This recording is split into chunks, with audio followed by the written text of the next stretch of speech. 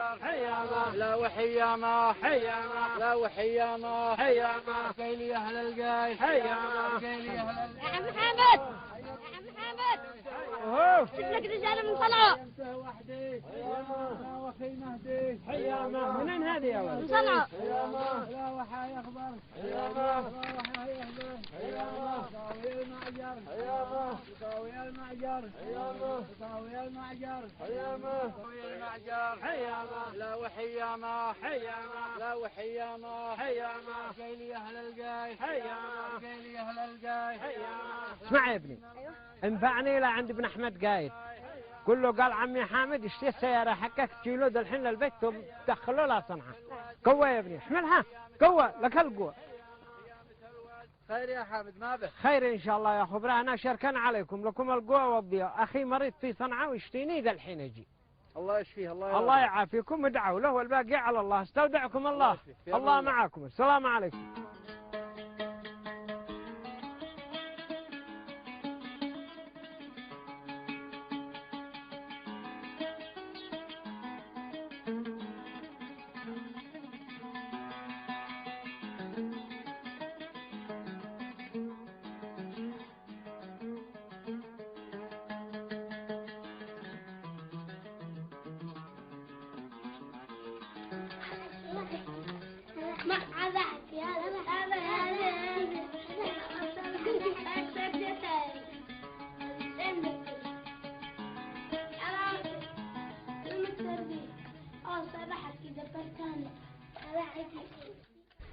ألف سلامة عليك يا أخي حمادي، ألف ألف سلامة عليك. مالك؟ ما بيوجعك؟ بطني يا أخي بطني، وكل يوم أحس بحاجة بتكتم على روحي وألم لا وسط ظهري، وأحس به أننا قد أموت يا أخي. من غير شر عليك يا أخي، هيا قوم أسعفك المستشفى. ما مش داعي يا حامد، قد اتعفنا ادينا علاج ما نفع شيء. لا حول ولا قوة إلا بالله. قومي يا حميدة قومي وخرجي العيال معي، جننوني في روحي شغلوني، خلاني أتكلم أنا وأخي حامد. قم خلي أبوك يرتاح. قم يا وجه المصايب. يا خالة وجعتيني. قلت ليش أكثر من مرة يا حميدة، قصري يدش من ابني محمد، خيرة الله عليش يا حميدة. كنت بخرج لك العيال. هذا نقصد عيالش شياطين الأنس والجن.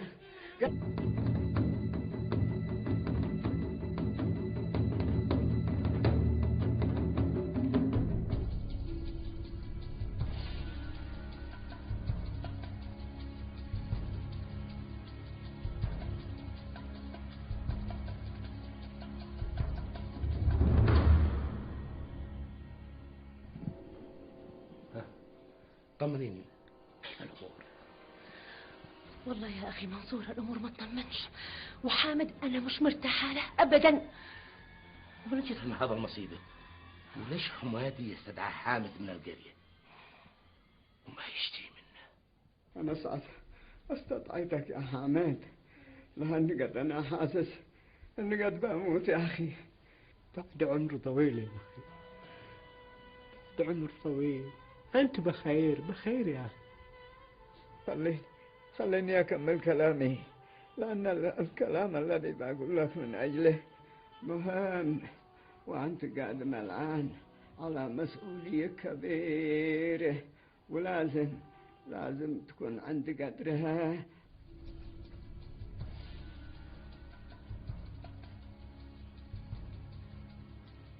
كيف تركتي زوجك حمادي مع أخوه حامد؟ ما فعل، قالوا يجلسوا وحدهم.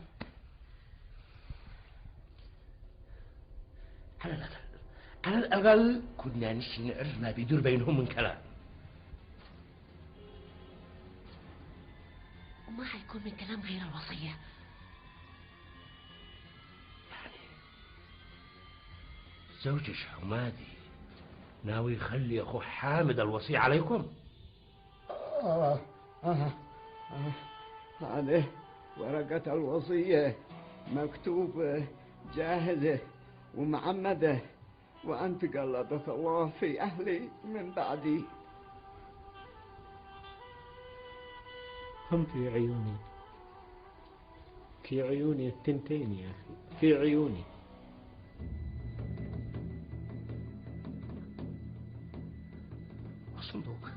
الصندوق يا حميدة. مالك؟ عرفتي ما بداخله؟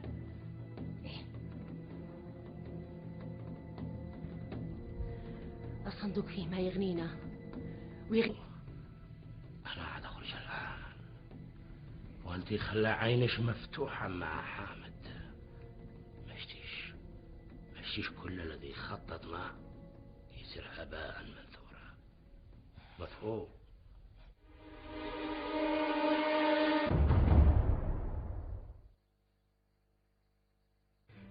حامد،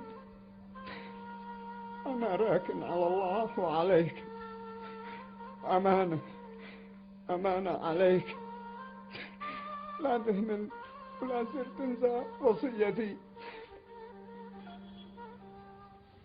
فلا يكون في بالك شيء، فلا يكون في بالك شيء، اطمئن. لا حول ولا قوة إلا بالله. الله يرحمك يا حمادي، كنت إنسان طيب. الله لا رحمه يا مرشد، الله لا رحمه ولا برد على عظامه، وجعل جهنم مستقر ومقامه. يا منصور حرام عليك، الرجال قد مات، والمصطفى صلى الله عليه وسلم يقول اذكروا محاسن موتاكم. ما عتخلى فيها محاسن يا مرشد، كل لي عتخلى فيها محاسن وقد أحرم أختي وعيالها من الميراث. عجيب والله. يعني يا منصور ان انتم مش عارفين ان الثروة كانت حق ام محمد مش حق حمادي؟ هذا مغالطة يا مرشد، مغالطة. لا، هذه هي الحقيقة. ويرضيك هذا الظلم؟ يرضيك؟ ظلم ما يا رجل، صلي على رسول الله. اللهم صل وسلم عليه. قال لك ظلمه ان اختي حميده وعيالها يعيشوا فقراء مساكين، ومحمد مع الثروه ما تغنيه وتغني ولد ولده. هم اخوه حيكبروا ويسدوا فيما بينهم. هذا اذا سلمت الثروه من يد عمهم حامد الوصي عليهم. ما قصدك؟ قصدي ان حامد من بعد ما مات اخو حمادي وهو يلف ويدور وباين علي يشتي لها في الثروه كلها يا مرشد. متاكد من ما تقول؟ هذا التقني عاد رجع تقول قال منصور. لذلك انا جيت لعندك على سبب استشيرك ونبصر ما نفعل مع حامد هذا. خير ان شاء الله، بعد الصلاه نلتقي ونشوف ما نفعل. خير، وانا في انتظارك. خاطرك. مع السلامه.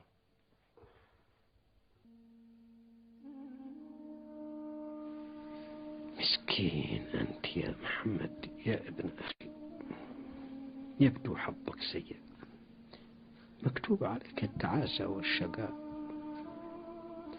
حرمت من حنان الأم وتكبت قساوة وجبروت زوجة أبوك، وحرمت من رعاية أبوك بعد ما ماته،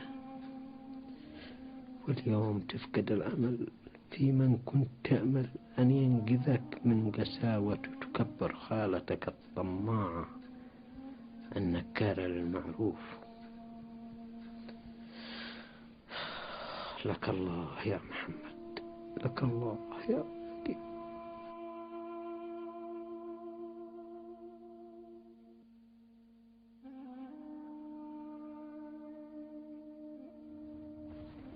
أنا داري يا محمد، أنا داري إنك متألم مني لأني أسافر البلاد، لكن غصب عني يا محمد، غصب عني. لو أقدر أخذك البلاد لا أخذك، لكن ما عترتاحش أنا متأكد، ولا عتوجد أم في البلاد ترعاك.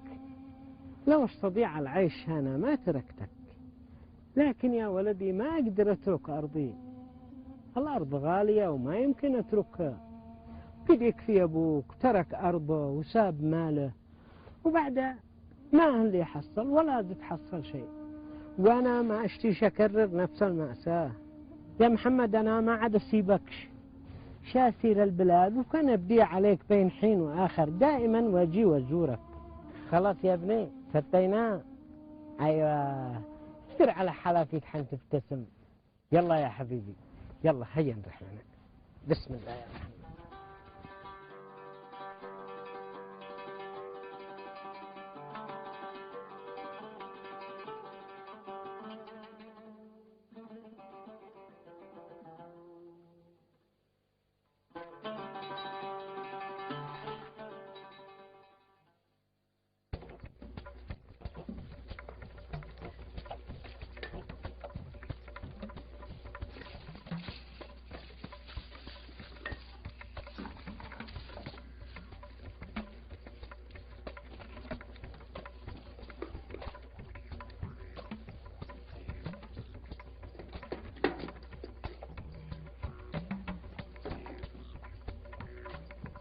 هكذا تفعل بي يا حامد؟ طيب أنا أدوريك. دي عن طريق يسير وتطلع على الشحن.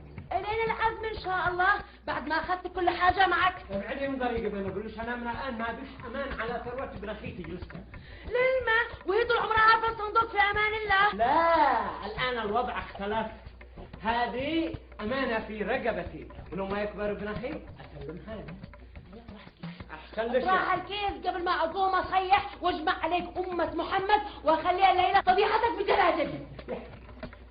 الله يطلعك أنت مصيبة شو يا حميدة تشهدش مني خليني أروح لي بعد حالي. لا تشتي تخرج بسلامتك وبدون فضايح اقسمها بالكيس بيني وبينك والله يفتح عليك. اقسم ما قال لك اقسم قسم وش نصي انت مجنونة وبعقلك. هذه أمانة أمانة يا حميدة والأمانة تبرأت منها السماوات والأرض. قال لك تسم هيخري مني. على من؟ علي أنا على حميدة. والله ما تخرج إلا من بعد ما تديني يا حجي. بعدي يدش يا حميدة. والله لو على راسي. بعدي يدش يا حميدة. والله لو على راسي يا حميدة. والله لو على راسي يا حميدة. والله لو على راسي يا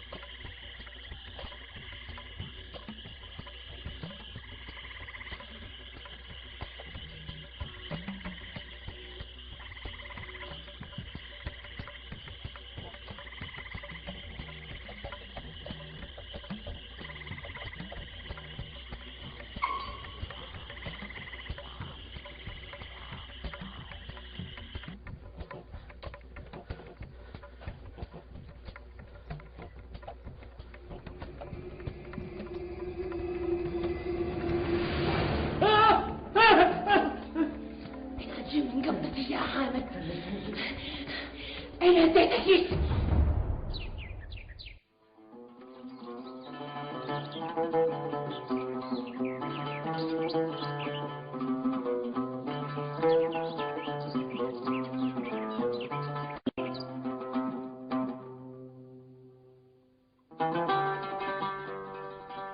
يا صباح الخير، يا صباح الرضا، ما شاء الله ما شاء الله على الوجه الحسن، سبحان الله العظيم. حسان لا بعقلك ولا مجنون؟ خير يا حاج مرشد، خير مالك؟ ما هي الحركة الباقي منك؟ تشتي الصدق، أنا أحط نفسي في هذا البنت أمانة. من؟ أحلام بنت الأخ محمد؟ بسرت على جمر. يا رجال حرام عليك، تشتي تتزوج واحدة ثانية وأنت متزوج؟ وما فيها، أو أحد قال لك إنه حرام؟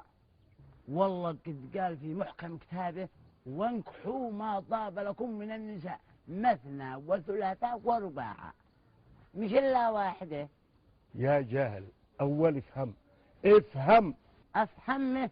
افهم المعنى الصحيح في التعدد للزوجات في الإسلام.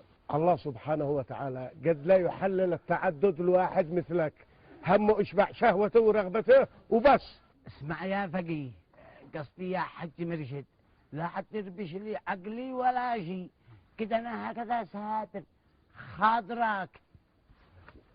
ولعلمك أحلام بنت محمد هي من نصيبي، يعني من نصيبي.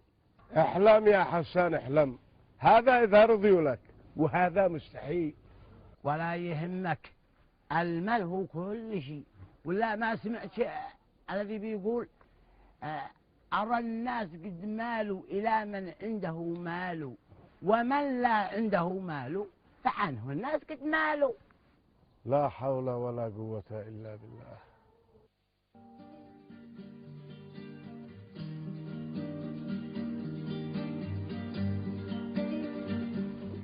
أنا ابن شمه تأخرت على الجامعة. الله معش يا بنتي. لحظة، انت قومتي اخوش سامي يصير الجامعة يا بنتي؟ أيوة يما، قومته وقلنا مش مع محاضرات اليوم ورجعينا. الله يهديك يا سامي، جالس كل يوم تتعذر، ما بش معك محاضرات ولا يحين يا سامي. تشتو حاجة ثانية يما؟ لا يا بنتي، الله يوفقش. صباح الخير يا بنتي. صباح النور يا أبا، يلا استأذنكم، تأخرت على الجامعة، مع السلامة. الله معيش. مع السلامة يا بنتي. إلا شو الكلام وريها؟ بسرعة جهزي لي ملابسي. ومالك مستعجل يا قاسم؟ وين عسير؟ صوري بعد هذا القطيعة كلها الذي بيننا وبين أخي محمد الكبير، اليوم أمي بنفسها تقرر أن احنا نزوره. وأين؟ في بيته. معقولة أمك تزور أخوك محمد وفي بيته؟ وتشتيني أنا وأخي ناصر وبدريان نصير معها.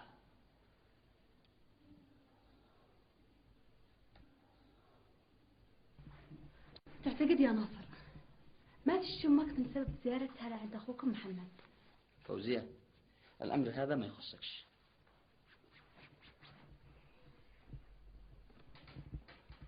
أيوة، بس أنا مندهشة، ما سبب الزيارة بعد القطاع الطويل بينكم وبين أخوكم محمد؟ ورجعنا قلنا ليش الموضوع هذا ما يخصكش، أنت تفهمين. ناهي، وانت الحين مالك متضايق؟ أنا هكذا طبعي. احفظي. والعلمش أنا ما مع أمي في إن إحنا نزور محمد أخي، ولا أشتي أشوفه ولا أشتي أزوره. ارتحتي؟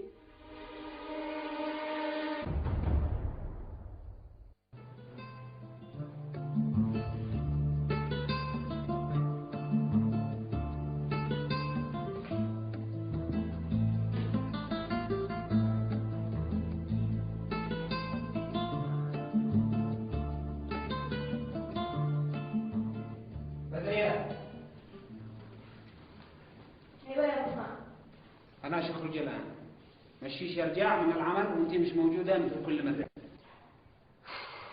الحين عاد عملها لي حكاية حين زرت أمي أمس.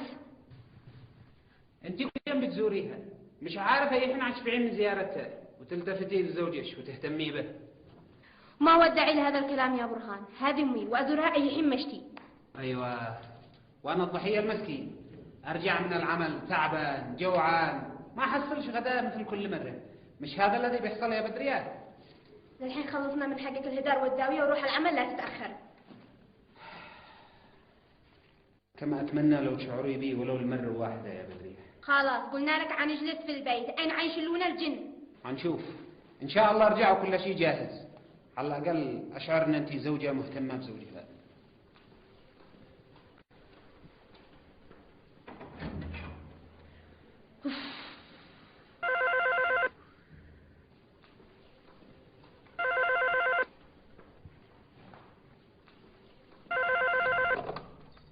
الو، من معي؟ هوا اسمعي يا بدرية، اشتيش بعد نص ساعة تكوني جاهزة. نمر عليش انا واخواتيش بالسيارة، نصير نزور اخوش محمد في البيت القديم. ما قلتي؟ نزور اخي محمد؟ طيب يما ما تقدريش تعذريني اليوم؟ إنه ضروري اجي معاكم. حاضر، على تجهز لو ما تجاوب. يلا مع السلامة. عجيبة، ما ذكروني بأخي محمد بعد كل هذه السنين وإحنا متقاطعين. وإيش سر الزيارة هذه المفاجأة؟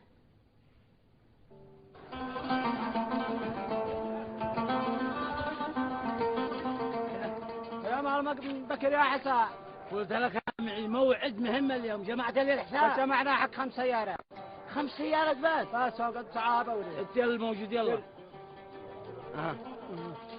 ايوه راعي دفتر. هي والباقي جمعه وخليه عندك. ادعتها وما خلاص وكل على الله. يلا الباقي جمعه وخليه عندك.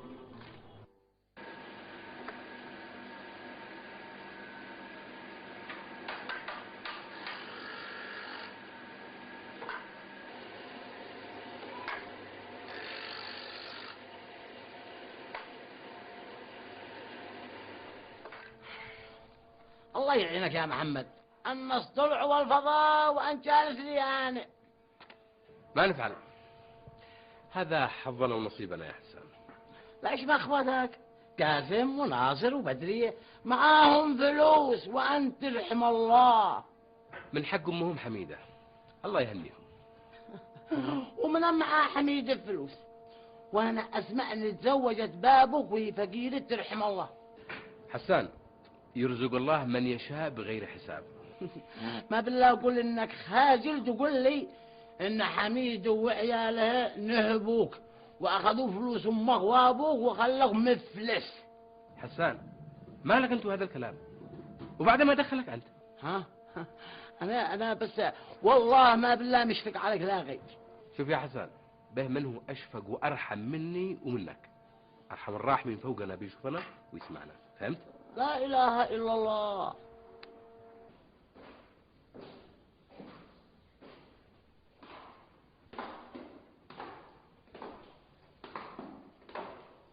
فوزية، فوزية. أيوة عمّا حاضر. اسمعي يا فوزية، أنا عاد أخرج للحين وأنا راكنة عليش توبي للبيت لو ما رجع. إن شاء الله حاضر معي. تخلي عينش على نورية مرت قاسم. حاضر من عيوني الثنتين يا عمه. تعجبك التأخير هذا يا قاسم؟ الصبر يا ناصر، كلها دقائق وتخرج أمي ونمشي. أنا نفسي أعرف ما هو الذي طلع براس أمي تشتينا نزور محمد أخي بعد الانقطاع هذا الطويل الذي بيننا، وقد كل واحد راح لحاله. ربما فكرت أنها تصلح بيننا وبينها. والله أنت زعلان يا ذا يا قاسم. وحاجة ثانية ايش اقول لك بها؟ سمعتي؟ ايوه بهي. حاضر. دي الشنطة حقين نطالع. بالحين حاضر يا عم. ثواني. ما أدراك الله يا أخي، حنن الله قلبها وتنسى خلاف الماضي وتفتح صفحة جديدة. صفحة ايش؟ أنت تحلم ولا ايش يا قاسم؟ ما بالله أقول لا شيء معاها صفحة جديدة. طيب كم قل لي ما سبب زيارتنا هذا؟ والله ما أدري، أصلا أمي بتحب المفاجآت وفي نفس الوقت بتحب الكتمان. يلا قد جتها.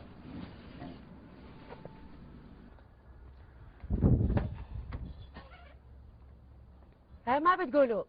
ولا شيء أمه، يلا قد تأخرنا.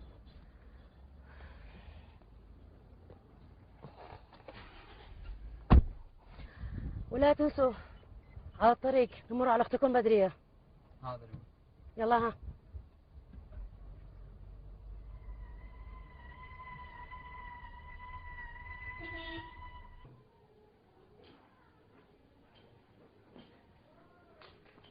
صباح الخير. صباح النور والعافية يا ولدي. شيكم تصلحوا لنا الزجاج. حاضر من عيوني. كم أدي لكم قيمة التصلح؟ سهل يا ولدي سهل. 300 ريال. 200. أنا على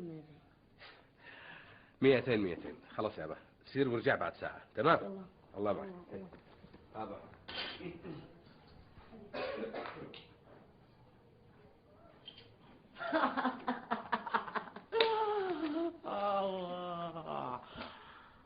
ما المصدق اخو كاظم وناصر في دنيا وبيحسبوها بالملايين حسان أرجوك مالك ولا هذا الكلام افهم.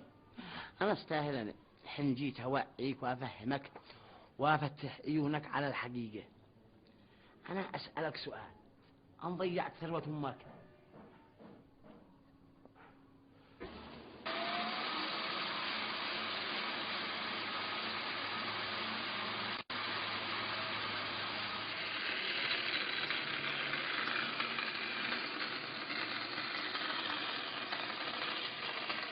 اسمع يا حسان اسمع، كل يوم وانت جيت تقلب لي مواجع قديمة أنا قد نسيتها. افهم، أنا إنسان راضي وقانع بما رزقني الله. الحق حق يا محمد، أنت صاحب ثروة كبيرة ورثتها من أمك ولازم تاخذها. أشكال قول لي يا حسان كيف هتاخذ لي حقي؟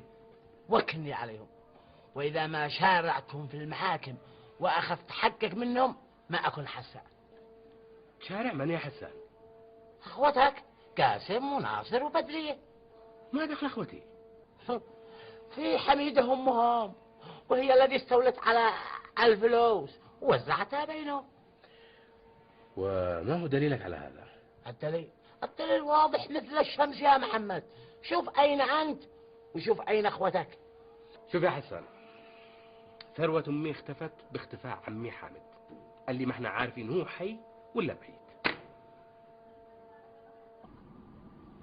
الآن قد احنا قريبين من بيت محمد يمه، مش المفروض نعرف ما سبب الزيارة قبل ما نوصل؟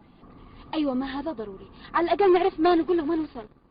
لا يسوق وانت ساكت بالحين، وانا عاد اقول لكم بس لازم تكونوا معي كلمة واحدة، وإلا لا انتوا عيالي ولا نومكم. حاضر يمه، انت قولي لنا بس واحنا بعد كلامش. حيرتني يا محمد، أما أنك حيرتني الصدق. للحين تعتقد أنت من أخذ ثروة أمك؟ هل هو عمك حامد الذي اختفى بعد ما مات أبوك مباشرة، أو خالتك حميدة الذي بتلعب بالفلوس لعب؟ يا حسان قلت لك من زمان الله أعلم ما نش عارف، إنما معك كل يوم تذكرني بهذا الموضوع. سألك بالله يا حسان، ما هو غرضك من هذا كله؟ خلاص لا عاد الغضب ولا شيء. أنا كنت جاي لك في موضوع ثاني، مش عارف ايش دخلني في هذا الكلام. خير يا حسان خير كبير. بس لو تقول بعدك يا حسان انه انا وما املك من يدك هذا لا يدك هذا. يا عم محمد، ها يا ولدي خير. قالوا عماتي مريم ان انتوا تروحوا عندكم ضيوف.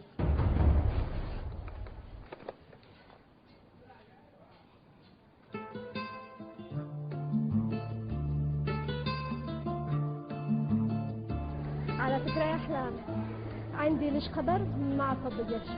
ما ياسمين، خير إن شاء الله. طحين اليوم على توقع وخطير من جدتي الموقرة حميدة. قرار خطير وغير متوقع؟ خير يا ياسمين، تكلمي دغري من غير الغ. بعد فراق طويل أخيرا قررت جدتي الموقرة أن تقوم بزيارة رسمية إلى بيت عمي محمد الذي هو أبوش طبعا.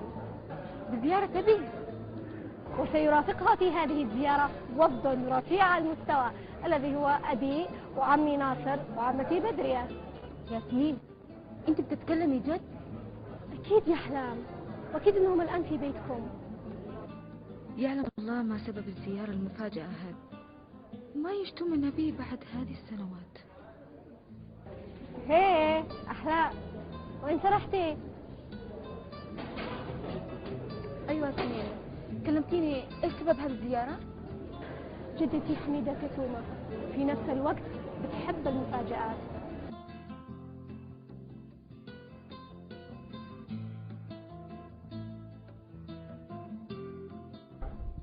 أهلا وسهلا أهلا وسهلا. سلامي سلامي يا مريم سلامي. أهلا وسهلا. نورتوا. أهلا وسهلا. سلامي سلامي.